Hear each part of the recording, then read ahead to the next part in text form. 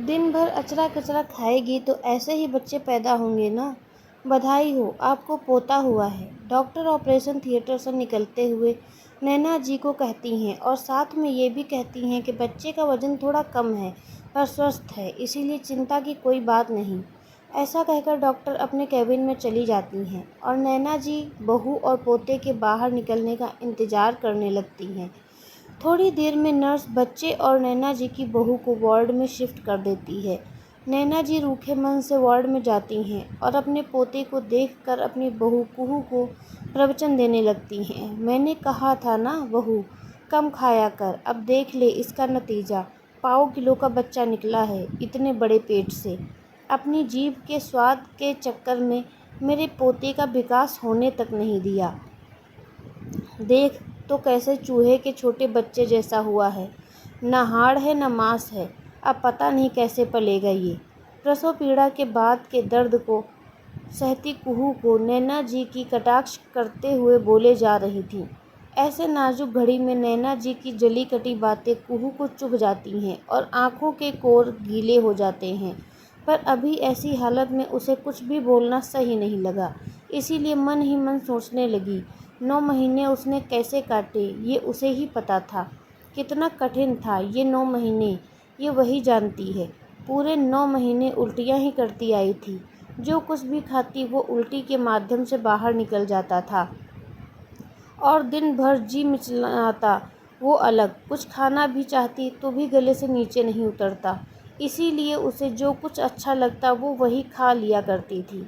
उन दिनों कुहू को दाल रोटी चावल कुछ भी पसंद नहीं आता था, इसीलिए हल्का फुल्का फल, आइसक्रीम, अंकुरित चना, मूंग, सलाद, छाछ, चॉकलेट, ओट्स खाकर अपना और अपने होने वाले बच्चे का पेट भरती थी।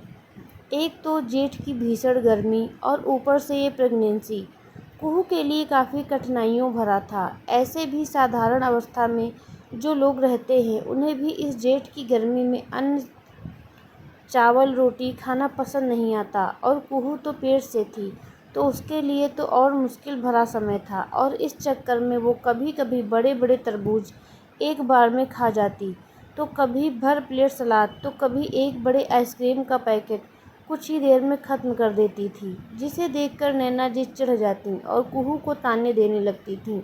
अरे मैंने भी बच्चे जने हैं बहू, पर हमारे नखरे इतने नहीं थे, जो मिलता था खा लेते थे। और हाँ, तेरी दादी सास तो इतना सा खाना देती, फिर भी हमारे बच्चे 3.5-4 किलो के होते थे।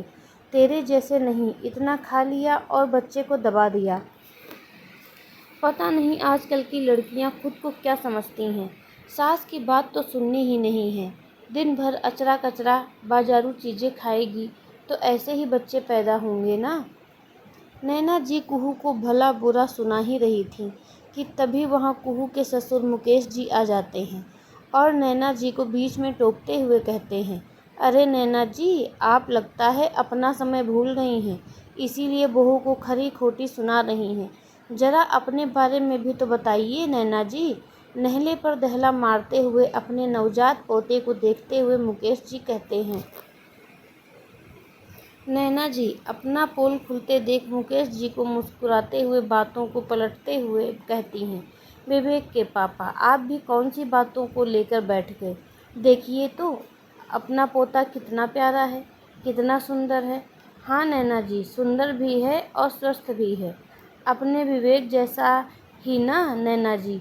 बहू तुझे पता है, जब विवेक जन्म लिया था तो वो कितना अधिक पतला दुबला था, 2 किलो का पैदा हुआ था।